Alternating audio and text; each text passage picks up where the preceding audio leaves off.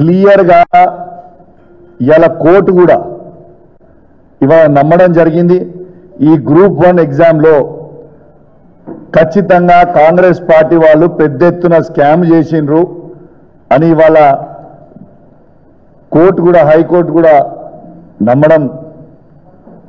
నమ్మి ఇవాళ ఆ ఎగ్జామ్ని రద్దు చేసి ఐదర్ రీవాల్యుయేషనా లేకుంటే రీ ఎగ్జామ్ అన్నా చేయాలనేది ఇవాళ హైకోర్టు చెప్పడం చాలా చాలా సంతోషమైన విషయం. నేను స్వయంగా నేను కావచ్చు, నాతో పాటు మా బీఆర్ఎస్ పార్టీ మిత్రులు కావచ్చు, రాకేష్ గారు కావచ్చు, బాలు గారు కావచ్చు, చాలామంది కేసీఆర్ గారి నాయకత్వంలో, కేటీఆర్ గారి, హరీష్ రావు గారి సూచనలతోని ఇవాళ బీఆర్ఎస్ పార్టీ పక్షాన మేమందరం కూడా 6 నెలల క్రితమే ఏనాడైతే ఫలితాలు వచ్చినాయో ఆనాడే చెప్పినాం, ఇది పెద్ద ఎత్తున స్కాము, ఇది భారతదేశ చరిత్రలోనే ఎక్కడ లేని విధంగా అంత పెద్ద ఎత్తున స్కాము ఇవాళ రేవంత్ రెడ్డి గారి ప్రభుత్వం, కాంగ్రెస్ పార్టీ ప్రభుత్వం చేసిందని బల్లగుద్ది ఆనాడు చెప్పడం జరిగింది. ఈనాడు ఇవాళ మేము ఏదైతే చెప్పినామో ఇవాళ న్యాయస్థానం కూడా అదే విధంగా ఇవాళ తీర్పు కూడా ఇవ్వడం జరిగింది. మరియు రేవంత్ రెడ్డి గారు ఇవాళ ఈ గ్రూప్ 1 పోస్టులని 563 పోస్టులని అమ్ముకొని డబ్బులు తీసుకొని ఇవాళ రిజల్ట్ ఇచ్చింది అనేది ఇవాళ క్లియర్గా కూడా కనపడతా ఉంది. ఇవాళ రేవంత్ రెడ్డి గారు ఖచ్చితంగా యువతకు అందరికీ కూడా ఇవాళ జవాబు చెప్పాల్సిన అవసరం ఉంది.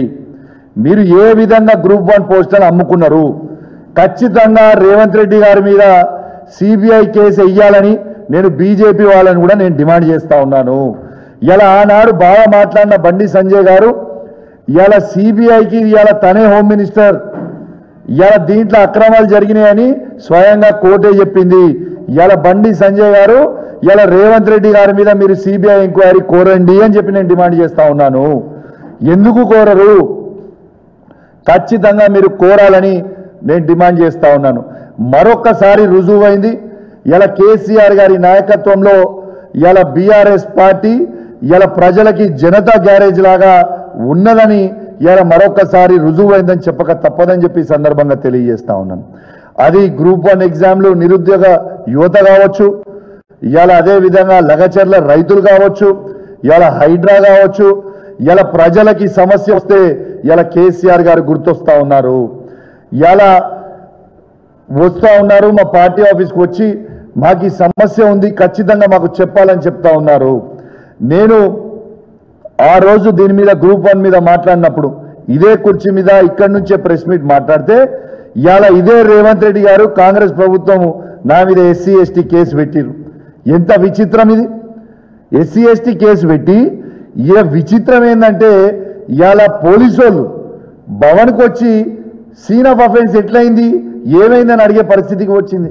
వీళ్ళకి ఇట్లా పిచ్చి గిట్ల లేచిందా ఏమైందని అర్థం కాలే.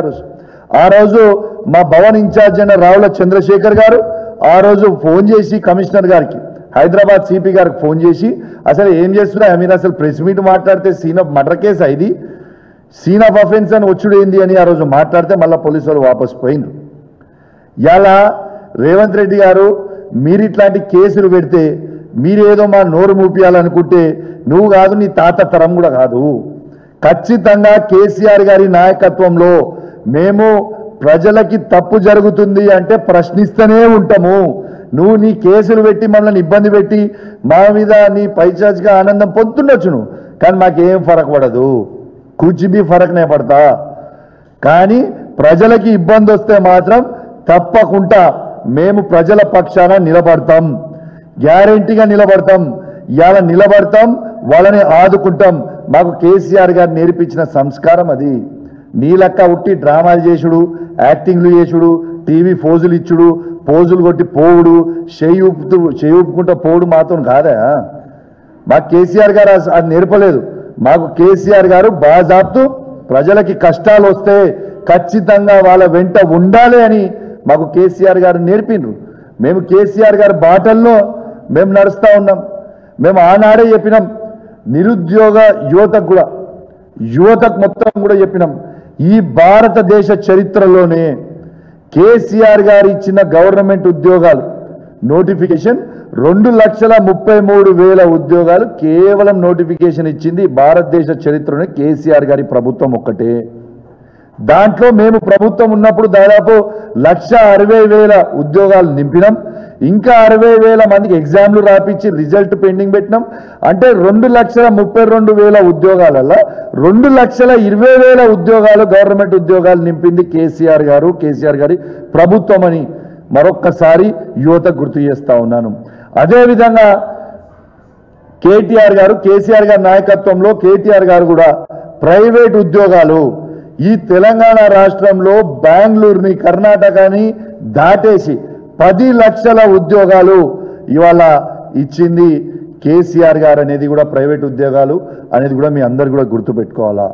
మేము ఆ రోజు అసెంబ్లీ సాక్షిగా ఆనాడు మేము ఎన్నోసార్లు సవాల్ విసిరినాం. ఇవాళ ఈ భారతదేశ చరిత్రలోనే ఏ ఒక్క రాష్ట్రంలో అయినా కాంగ్రెస్ పరిపాలిస్తున్న రాష్ట్రమైనా బీజేపీ పరిపాలిస్తున్న రాష్ట్రమైనా ఎక్కడైనా కూడా మా కేసీఆర్ గారి కంటే ఒక్క గవర్నమెంట్ ఉద్యోగం ఎక్కువ ఇచ్చినట్టు మీరు చూపిస్తే మేము రాజీనామా చేస్తామని అసెంబ్లీ సాక్షిగా ఆనాడు కేసీఆర్ గారి నాయకత్వంలో కేటీఆర్ గారు సవాల్ విసిరిండ్రు. ఎందుకో తోక ముడుచుకొని వేయరు, ఎవరు మాట్లాడలే.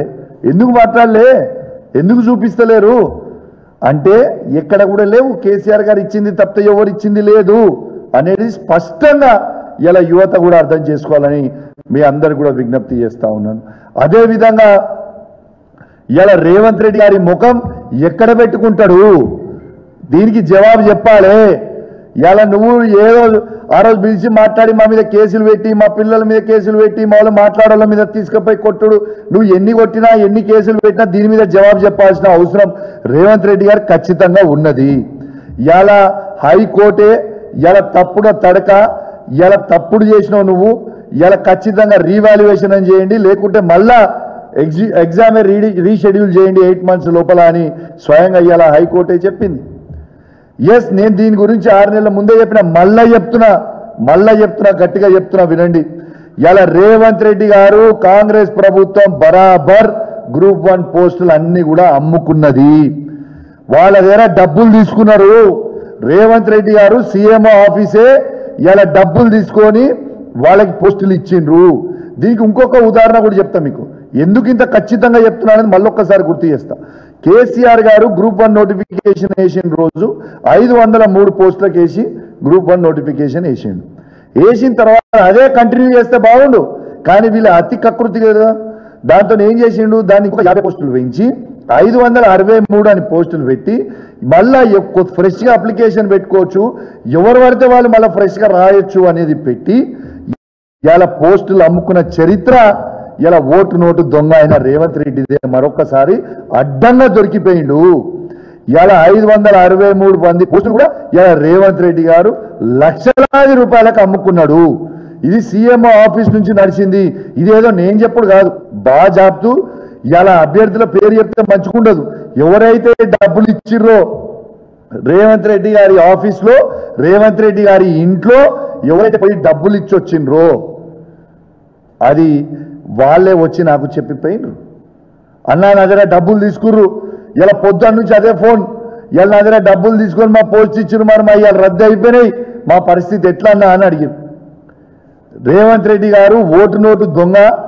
ఎట్లయితే రేవంత్ రెడ్డి గారు ఓటు నోటు దాంట్లో అడ్డంగా రెడ్ హ్యాండెడ్గా దొంగలక్క దొరికిపోయిండో, ఇవాళ గ్రూప్ 1 ఎగ్జామ్లో అమ్ముకున్న దాంట్లో కూడా అడ్డంగా దొరికిపోయిండు. ఇది ప్రజలందరూ కూడా గమనించాలి.